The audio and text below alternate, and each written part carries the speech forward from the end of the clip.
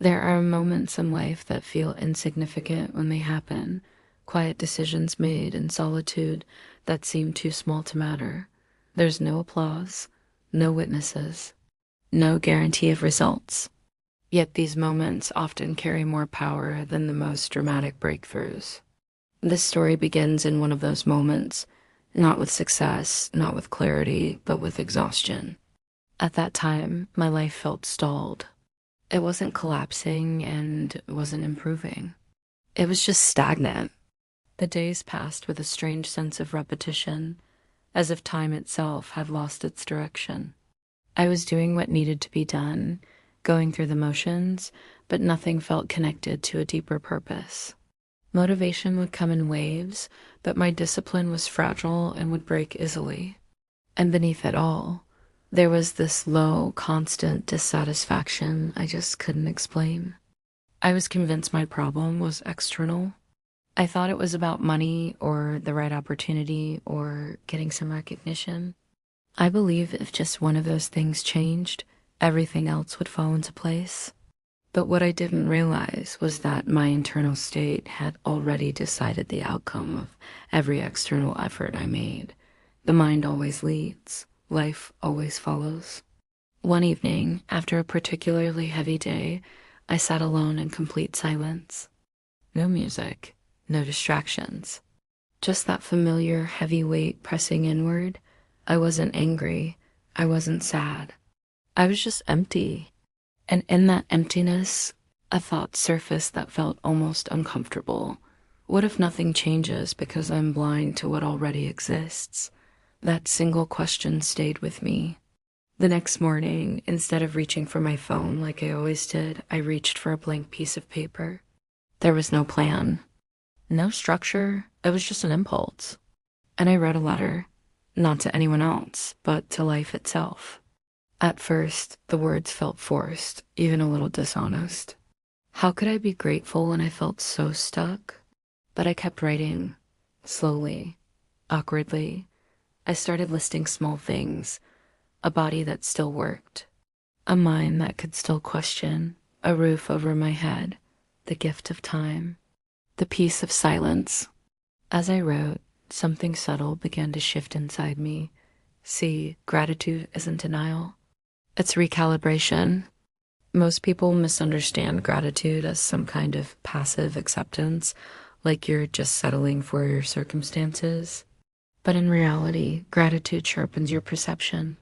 It pulls your nervous system out of a constant threat mode and into a state of awareness.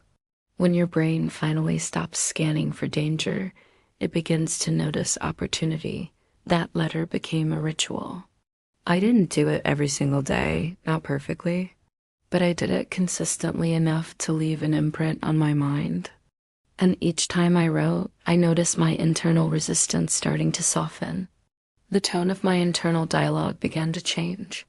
There was less complaint, less frantic urgency, and more presence. And being present changes everything. From a psychological perspective, gratitude interrupts scarcity patterns. Scarcity narrows your attention, forcing you to focus only on what you lack. Gratitude does the opposite. It expands your attention. And when your attention expands, options that were invisible before suddenly appear. This isn't just philosophy. It's neuroscience. The practice of gratitude activates brain regions associated with emotional regulation, better decision-making, and long-term thinking. I wasn't manifesting miracles out of thin air. I was stabilizing my mind so I could see what was already there. As the weeks passed, my behavior started to change long before my circumstances did. I became more intentional with my time. I was less reactive to little frustrations. I stopped chasing constant stimulation and distraction, and I started listening more to myself, to the patterns in my life, to the signals I had been ignoring for so long. One of the most surprising effects was on my discipline. When you are genuinely grateful for something, you protect what you value. You start to show up differently. Discipline stops feeling like a punishment and starts feeling like an act of self-respect. My body responded too. My sleep improved. My breathing slowed down. My appetite normalized. Gratitude grounded me in the present moment, and the present is where your body and mind can finally regulate themselves. There's also a spiritual dimension to this that words can struggle to capture. Gratitude feels like alignment. It feels like stepping into rhythm with something larger than your own personal desires. My prayers became less about asking for things and more about listening for guidance. Silence, which used to feel uncomfortable and empty, became nourishing. At a certain point, I realized that this process didn't need to be completely improvised. There were structured guidance materials that helped people reorganize their thinking, dissolve those deep-seated scarcity patterns, and reconnect with their own inner clarity. I've put the links to some powerful resources in the description below. My letter to life evolved over time. It was no longer just a simple list of things I was thankful for. It became a space for reflection and accountability. It became a mirror. I wrote about the lessons I was resisting, about the people who challenged me, about the failures that actually redirected me toward a better path. Gratitude turned my pain into valuable information. And then slowly, almost quietly, life responded. Opportunities didn't just explode into existence. They revealed themselves in conversations, in ideas, in quiet moments. My decisions felt cleaner, more certain. I started saying no more often, and I meant it. I stopped overcommitting my time and betraying my own energy. The greatest change wasn't what I gained. It was what I released. I let go of resentment. I let go of comparison. I let go of the toxic belief that life owed me something before I was willing to show up fully. Gratitude dismantles entitlement without destroying your ambition. It grounds your desire in humility. It turns your effort into a form of devotion. That letter changed my destiny, not because of what it attracted into my life, but because of the person it shaped me into.